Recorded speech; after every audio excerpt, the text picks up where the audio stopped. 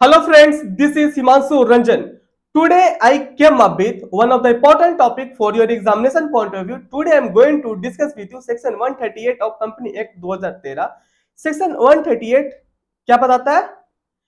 Internal audit. Section 138 internal audit का section है, okay, company act में.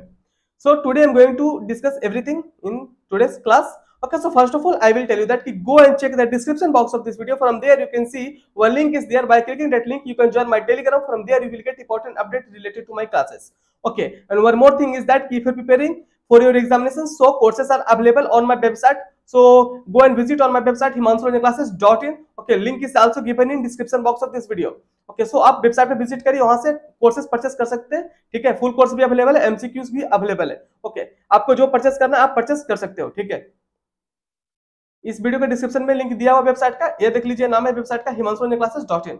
ओके, सो आप इस वीडियो के डिस्क्रिप्शन में भी जा करके लिंक क्लिक करके वेबसाइट पे विजिट कर सकते हो. ठीक है, today I am going to discuss with you section 138 internal audit. Internal audit is very very very important for your examination point of view.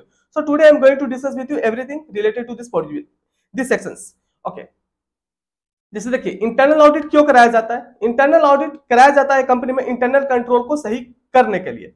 ठीक है, तो इंटरनल ऑडिटर जो यहाँ पे अकाउंट होते हैं वो करते क्या है? ठीक है, वो करते हैं जितना भी जो कंपनी का फंक्शन चलता है, जितना भी प्रोडक्शन है, अगर प्रोडक्शन यूनिट वाला है, प्रोडक्शन करता है कंपनी, तो उसका क्या क्या प्रोडक्शन में आ रहा है, कितना रॉ मटेरियल आ रहा है. ठीक है, रॉ मटेरियल तो आ रहा है तो उसका क्या रेट से आ रहा है. ठीक है, तो ये सब भी इंटरनल ऑडिटर का काम होता है कि वो चेक करता है कि कितना रेट से वो मंगा रहा है. ठीक है, और वो कितना रेट वो लिख रहा है. ठीक है, वो अपने बुक्स ऑफ अकाउंट्स में वो कितना रेट लिख रहा है. सो एवरीथिंग चेकिंग करता है इंटरनल ऑडिटर. ठीक है, इंटरनल ऑडिटर का चेक, इंटरनल ऑडिटर हर कुछ चेक करता है, जो भी मैनेजमेंट में काम चल रहा है सारा कुछ चेक करता है. ठीक है, जैसे मैं आपको रियल लाइफ एग्जांपल में बताता हूं. ठीक है,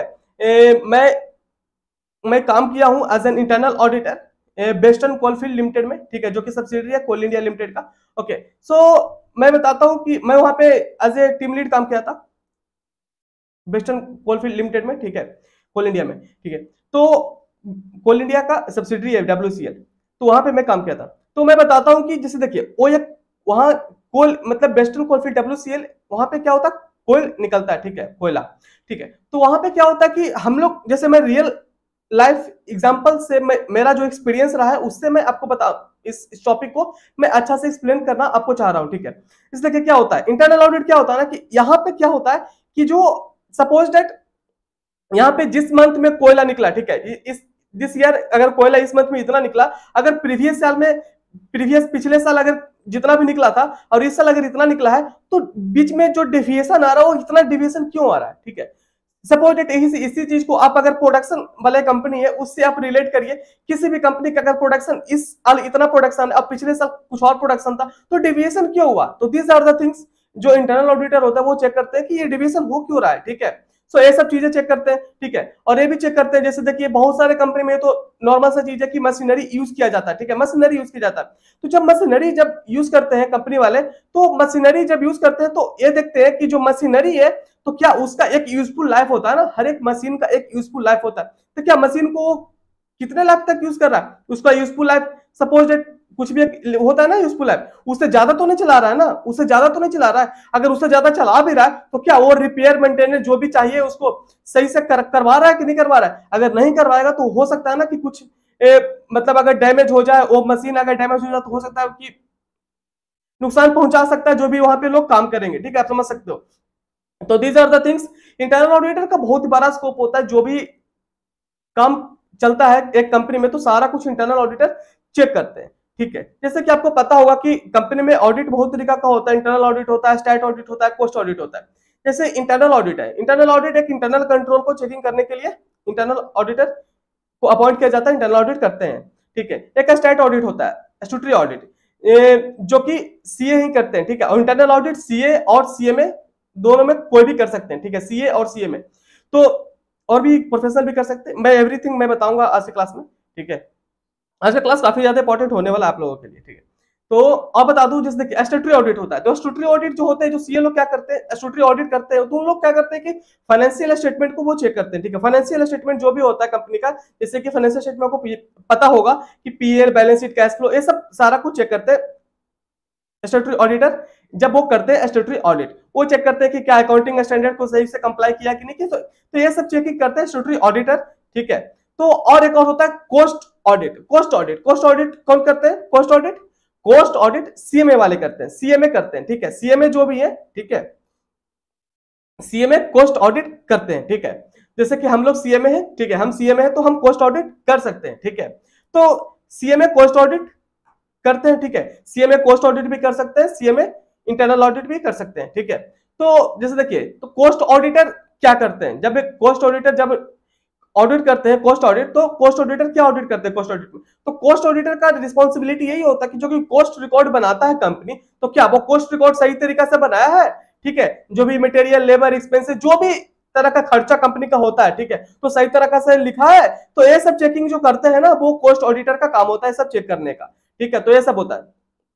जस्ट मैं एक ओवरव्यू बताया ताकि आपको बेहतर समझ आ सके, और आप हर एक ऑडिट को एक थोड़ा ओवरव्यू ले लोगे, थोड़ा आप जान जाओगे, तो आप रिलेट कर पाओगे कि हाँ इंटरनल ऑडिट क्या है, कोस्ट ऑडिट क्या है, स्टैट्यूटरी ऑडिट क्या है। ओके, तो ये सब, क्योंकि ये सब जो ऑडिट है वो बहुत ही बड़ा ऑडिट है, और लगभग जो भी कंपनी ये सब लिमिट को टच करता है, ठीक है, तो उन लोगों को कराना पड़ता है। स्टैट्यूटरी ऑडिट तो कंपलसरी है कि कराना ही पड़ेगा, पर इंटरनल ऑडिट और कोस्ट ऑडिट क्या ये सब का क्या है कि कुछ एक लिमिट है, अगर वो लिमिट अगर कंपनी टच करता है तो कराना पड़ता है, ठीक है। इंटरनल ऑडिट का भी अपना एक लिमिट है, कोस्ट ऑडिट का भी अपना एक लिमिट है, ठीक है, कि वो सब अगर लिमिट टच करता है तो कराना पड़ता है ऑडिट। सो अब आते हैं इस टॉपिक पे, सेक्शन 138 इंटरनल ऑडिट। जितना भी अभी मैं बताया आपको, बस एक मैं ओवरव्यू बताया। इसलिए देखिए क्या है, मेरा मैं जब पढ़ाता हूं तो मैं आपको उसे उसे मैं इतना तरीका से पढ़ाना चाहता हूं, बताना चाहता हूं कि ताकि आपको जब मैं इस टॉपिक पे आऊं उससे पहले ही आप समझ पा जाओगे, ठीक है, आपको समझ आ जाएगा और आप इस टॉपिक से रिलेट कर पाओगे कि हाँ होता क्या है, ठीक है। चलिए, सेक्शन 138, सेक्शन 138 क्या बोलता है? Internal audit. Okay, section 138 internal audit. Flowing classes of company are required to appoint internal auditor. Following classes of company are required to appoint internal auditor. कौन कौन सा कंपनी है जिसको इंटरनल ऑडिटर अपॉइंट करना जरूरी होता है? जैसे देखिए, जो भी लिस्टेड कंपनी है, तो लिस्टेड कंपनी को तो कंपलसरी है, तो उनको इंटरनल ऑडिटर अपॉइंट करना कंपलसरी होता है। जो भी लिस्टेड कंपनी है ना, उसको इंटरनल ऑडिटर अपॉइंट करना कंपलसरी होता है, ठीक है। और देखिए उसके बाद क्या लिखा? Public company. Public company means यहाँ पे अनलिस्टेड पब्लिक कंपनी। देखिए बहुत सारा पब्लिक कंपनी होता है जो कि लिस्टेड है, तो लिस्टेड अगर है तो उसको तो कंपलसरी है कि इंटरनल ऑडिट कराना पड़ेगा, ठीक है। और जो पब्लिक कंपनी है पर वो अनलिस्टेड है, ओके, आप यहां पे लिख लो, ठीक है,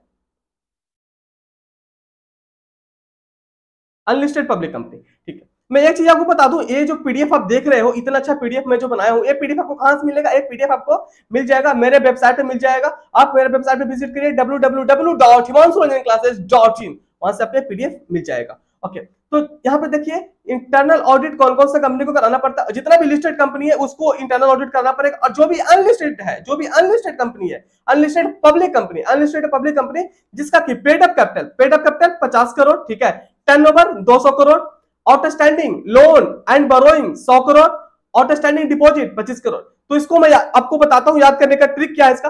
25 50 100 200, 25 50 100 200। 25 क्या है? Outstanding deposit, 25 outstanding deposit, 50 paid up capital, outstanding loan debenture 100 crore, turnover 200 crore. 25 50 100 200 करके ऐसे करके आप याद कर सकते हो। यहाँ पे जो आउटस्टैंडिंग डिपॉजिट है वो 25 करोड़ है, ठीक है, 25 करोड़ और मोर। एक किसी भी एक समय at any point of the time, साल में अगर कोई भी एक पॉइंट ऑफ टाइम में अगर 25 करोड़ हो जाता है तो लिमिट टच हो गया। एक बार भी अगर हो गया लिमिट टच तो इंटरनल ऑडिटर को अपॉइंट करना पड़ेगा, इंटरनल ऑडिट कराना पड़ेगा, ठीक है। और ये जो है paid up capital, turnover, outstanding loan and borrowing, और यहाँ पे आउटस्टैंडिंग डिपॉजिट, ये सारा और है, ठीक है। कोई भी एक लिमिट, चाहे paid up capital, turnover, outstanding loan and borrowing या फिर आउटस्टैंडिंग डिपॉजिट, कोई भी एक लिमिट को अगर टच कर देता है कंपनी तो उसको इंटरनल ऑडिटर को अपॉइंट कराना पड़ेगा और इंटरनल ऑडिट कराना पड़ेगा, ठीक है। एक और है देखिए, जितना भी है private company with turnover 200 crore, okay, private company का टर्नओवर अगर 200 करोड़ और मोर, और outstanding loan and borrowing 100 crore और मोर, ठीक है। प्राइवेट कंपनी जो भी है उसका टर्नओवर अगर 200 करोड़ हो जाता है उससे ज्यादा, या फिर outstanding loan and borrowing 100 crore, ये उससे ज्यादा हो जाता है। ये आप देख लो, यहाँ पे वही है, ठीक है, ये जो बस यहाँ पे ये दोनों यहाँ पे सेम है, ठीक है। तो प्राइवेट कंपनी का turnover 200 crore, outstanding loan debenture 100 crore और मोर, ठीक है। तो ये आप लिमिट याद रखना, अगर ये सब लिमिट कोई भी कंपनी अगर टच कर देता है, ठीक है, तो इनको इंटरनल ऑडिट कराना पड़ेगा, ठीक है। आगे देखिए क्या बोलता है, एन एग्जिस्टिंग कंपनी, जो भी एग्जिस्टिंग कंपनी है, ठीक है, covered under any of the above criteria, कोई भी एक क्राइटेरिया जो ऊपर है कोई भी टच कर देता है, ठीक है, तो shall comply with the requirement of section, उनको सेक्शन 138 को कंप्लाई करना पड़ेगा with the rule within 6 month of commencement of such sections.